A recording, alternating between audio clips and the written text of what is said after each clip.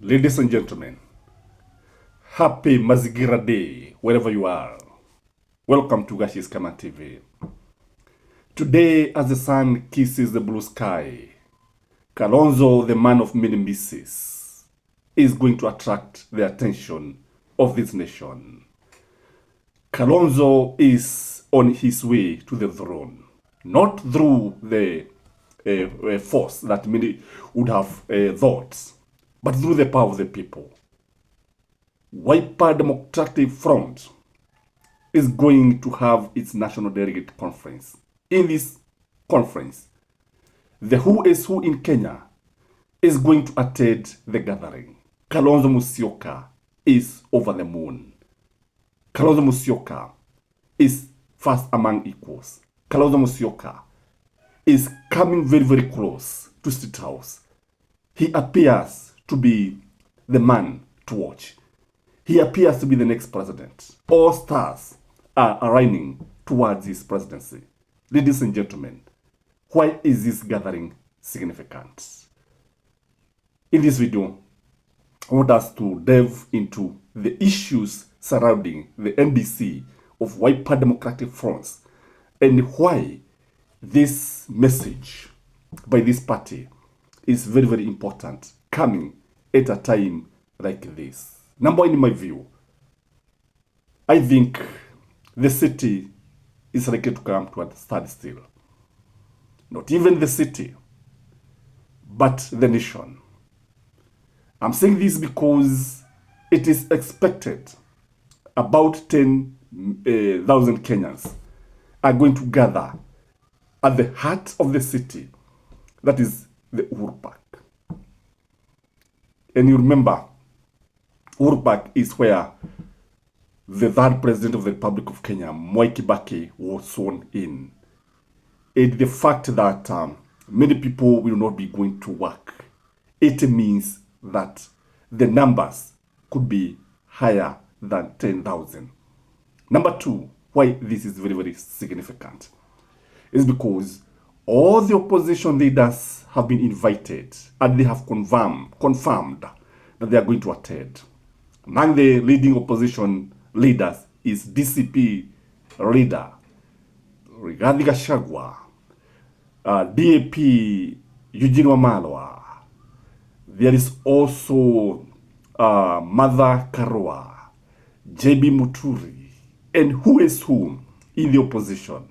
The only person I understand either has not been invited or is not going to attend is Fred Okemo Matiang'i. I don't know whether Uhuru Muigai Kenyatta has been invited. But the fact that the opposition troops are going to unite in the city, you can imagine what is going to happen. You can imagine the one-term wave that is going to sweep across the nation. Number two, why it is important, I've said is because of the venue. The venue, the heart of the city. You know, an event is as important as its venue. An event is as important as it's where it's held. When Wiper decided to hold this meeting at the heart of the city, specifically Uhuru Park, the message is that we are taking over the city. We are taking over this nation. And it would be different if it were held in Machakos. And you see, Nairobi is where you meet all the communities. It is a pot of all the communities where our culture melts and we interact with each other. So this means that Kalonzo Musyoka is actually a national figure. That is the message that is being sent here. The other thing is that when you look at the gathering and where it will be held, it means that when it comes to the perceptions, when it comes to the optics, when it comes to the media, the coverage will be massive. This event will be covered by all the media houses. This event, the optics is that Kalonzo is actually the next leader. If you ask me, this is a coronation of Kalonzo Musyoka. This is a coronation of the leader of the opposition. In fact, where we are now, according to Gachagwa's team, it is not a matter of if Kalonzo will be the preferred presidential candidate to face William Samoei Ruto.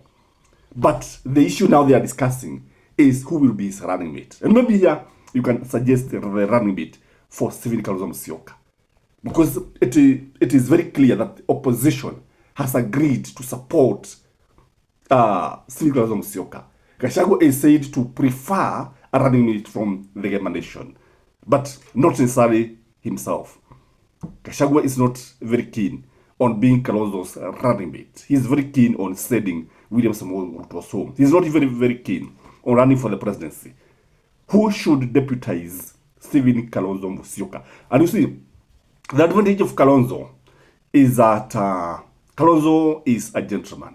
That's one of the advantages, and he's not divisive. And many people can work with Stephen Kalonzo Musyoka. Kalonzo Musyoka was there when the Vision 2030 was being read, when it was being implemented, when it was being conceived. He was there. He was in that meeting when Kibaki and his Economic Affairs Council were actually planning for this, and he participated even in the implementation. So much as we may praise Kibaki for the development that this country realized during his reign, we should not forget that the second term, Kalonzo was the man who actually assisted Kibaki to achieve this. So he understands his craft very, very clearly. And that is why he is attracting the support of other opposition leaders. The other reason why this is significant is because this meeting is going to create a momentum. A momentum that will be very, very difficult for William Samoei Ruto to stop. A momentum that if Gachagua and Kalonzo take advantage of this momentum, Kalonzo is on his way to State House. Kalonzo is on his last leg to capture the house on the hill. The other reason why this meeting is significant, the attendance of all these leaders, means that they have accepted Kalonzo Musyoka. It means acceptance. Who you need way to? Who you need to Bekubali? That is a message. And I want you to watch very, very keenly the message that will come from these leaders. Again, they are telling Kenyans that we have confidence in Stephen Kalonzo Musyoka. We have confidence with this one. That is why we are trooping to the city. That is why we are attending Wiper Democratic Front. Why did they not attend Jubilee? Or they were not invited in Jubilee National Delegate Conference? The fact that they are going there, it will mean that wow, wamemkubali. And this one is going to shake the political order. So going forward, William Samoei Ruto UD is going to have sleepless nights. Going forward, ODM, Raila Amolo Odinga's ODM, is going to have sleepless nights. And even Matiang'i, wherever he is, this must worry him. Anybody would take note of this kind of gathering. That is the truth of the matter. Is Kalonzo destined to be sworn in after 2027?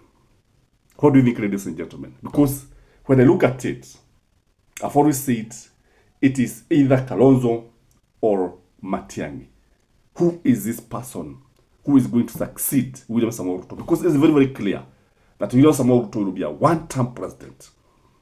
And there's nothing that can stop people like Gachagua from endorsing Stephen Kalonzo Musyoka. Please like the video. Enjoy your Mazigra Day. And subscribe to this channel if you haven't subscribed. Hit the notification bell if you want to be receiving all the videos that we upload. You only need to put the notification bell on. You can also join and become a member of this channel. You can also support this channel in any way that you wish, including watching all the ads and so on and so forth. Bye-bye.